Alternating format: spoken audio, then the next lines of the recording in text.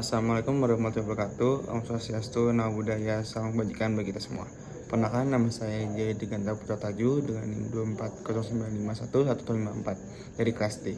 Kali ini saya akan menjelaskan apa itu leptospirosis dan juga hewan-hewan yang sering terkena penyakit ini, dan juga zoonosis leptospirosis itu sendiri, dan juga cara penanganannya. Leptospirosis atau yang biasa kita kenal dengan penyakit cacing tikus itu disebabkan oleh bakteri yaitu Leptospira.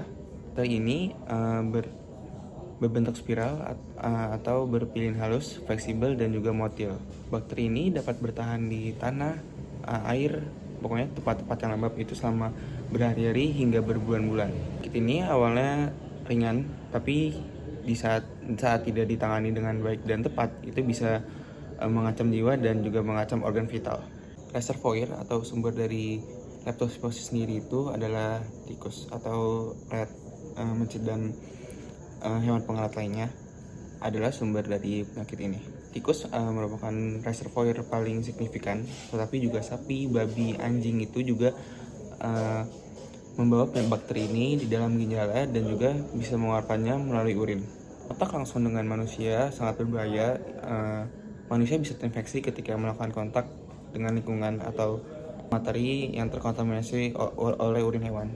Bakteri ini bisa masuk lewat mana saja, yaitu yang pertama dari luka, lendir mata, dan juga saat banjir. Penularan sangat sering terjadi saat banjir atau kita bekerja di lingkungan yang basah dan kotor.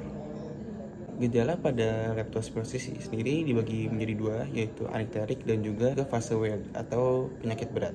Ringan atau anikterik itu gejalanya meliputi flu, demam mendadak, menggigil, sakit kepala, dan juga yang paling khas adalah nyeri otot hebat. Untuk weird sendiri itu ketika bakteri sudah menyerang organ vital dan juga menyebabkan seperti pendarahan dan juga penyakit kuning, seperti itu.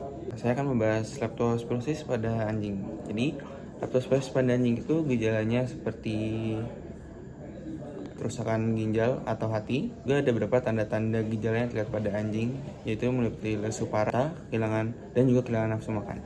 Dan juga ada beberapa contoh gejala-gejala lainnya seperti perubahan frekuensi urin dan juga mulai dari banyak minum hingga tidak bisa buang air kecil. Pencegahan pada anjing sendiri yaitu dengan cara memvaksinasi anjing, yaitu ada beberapa vaksinasi yang harus dijalani pada anjing, dan juga mengawasi anjing saat bermain agar tidak terkontaminasi oleh penyakit leptospirosis, karena bisa menular ke manusia atau owner itu sendiri. Diagnosis kita pada dokter hewan yaitu dengan cara dokter hewan harus bisa mendiagnosis penyakit ini dengan cara pemeriksaan klinis dan juga konfirmasi dari laboratorium seperti uji urin dan juga uji darah. Mendeteksi atau keberadaan bakteri leptospirosis itu sendiri. Pengobatan yang biasa dilakukan yaitu dengan pengobatan antibiotik, penisilin atau juga doxycycline untuk membunuh bakteri itu. Untuk pada kasus berat, untuk anjing sendiri juga kita memberikan terapi sportif intensif seperti pemberian cairan infus untuk mencegah dehidrasi dan juga mensupport ginjal tersebut. Yang terakhir yaitu pencegahan dari leptospirosis itu sendiri, yaitu ada dua cara. Dengan yang pertama yaitu mengendalikan populasi tikus itu sendiri dan juga lingkungan agar tetap bersih, terutama sumber air. Hindari kontak langsung dengan air atau lumpur yang sekiranya kotor, dan juga saat banjir. Selalu gunakan sepatu boot agar kita tetap terlindungi, karena di saat kita bekerja di area beresiko itu juga luka harus ditutupi agar tidak terkontaminasi oleh leptospirosis itu sendiri. Demikian penjelasan saya mengenai apa itu leptospirosis dan juga kasus pada leptospirosis dan juga cara penanganannya. Sekian dari saya. Wassalamualaikum warahmatullahi wabarakatuh.